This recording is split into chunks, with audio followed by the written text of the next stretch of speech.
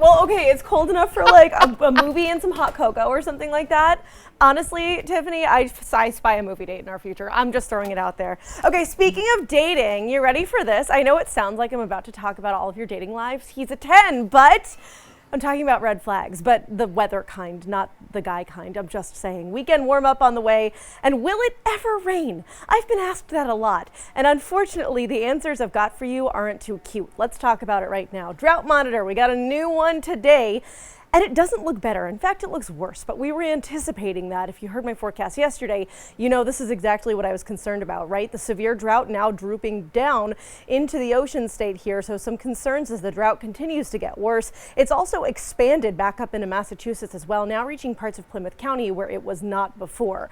Also, moderate drought for the rest of the state of Rhode Island because, as you well know by now, it hasn't been raining.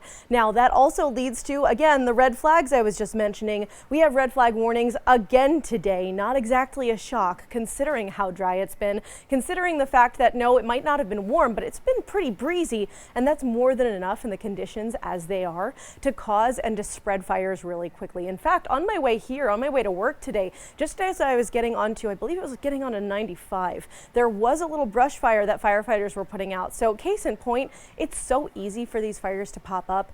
Don't be burning anything outside right now. It is not a good idea, and you could cause a lot of problems really quickly. I wish I could say there was some rain on satellite and radar. There is, but it's not for us. You can see this area of low pressure off to the west. Wow, doesn't it look juicy? Doesn't it look great? Well, it's heading south of us. It just will not give us a chance.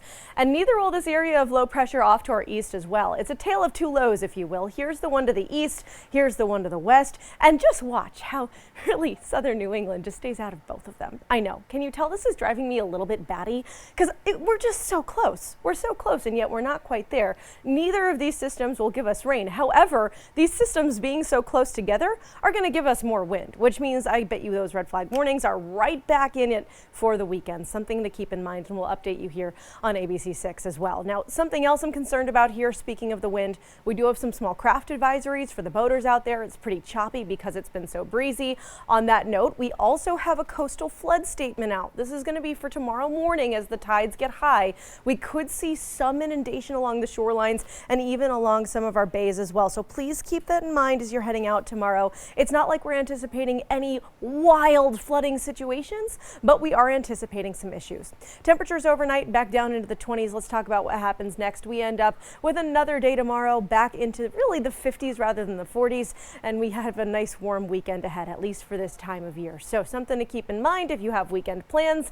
They should go untouched. Problem is, we were hoping for a little rain with the system coming in really late Sunday night, early Monday. I don't think we're going to get it. I know that's shocking because that's just been the pattern at this point. However, it's a beautiful weekend to get outside with temperatures in the 50s and low 60s. As for next week, we might have another chance of rain.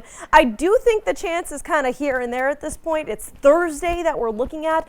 There's a system that could come to us either Thursday or Friday. I'm really hoping that it just stays where it is and gets to us in Rhode Island. Yes, fingers crossed. Fingers crossed. Christine, I know you love Southern New England, and I have a no travel during Southern New England fall policy. Oh, love that. Yes. Yeah, okay. Because it's so beautiful. Why would you go anywhere else during the fall? Where do you need to go? But we do both love traveling. We have our passports at the ready. Let's get to our question of the day, which coincides with this. What style of vacation is your favorite? You like taking cruises to tropical spots, you travel to destinations in tour groups, or maybe you like to travel alone, or just stay on a staycation. Scan All the QR of the code. above. Yeah. We need to plan an Iceland trip. I know. This has We're been... going to go ice cave climbing. It's going to make it out of the group chat. No, really, it has to. Seriously, it has I'm to. very excited. You know, if you're new here, it's like a 4.5 hour flight. And it's direct now. Yes. If you fly out of Logan, they have a direct flight, although I don't really know where you would stop otherwise. I don't know. This is why. We're getting the wrap. We're going to plan it later. Maybe we'll bring you on along for it as well. That'd be cool. That'd be great.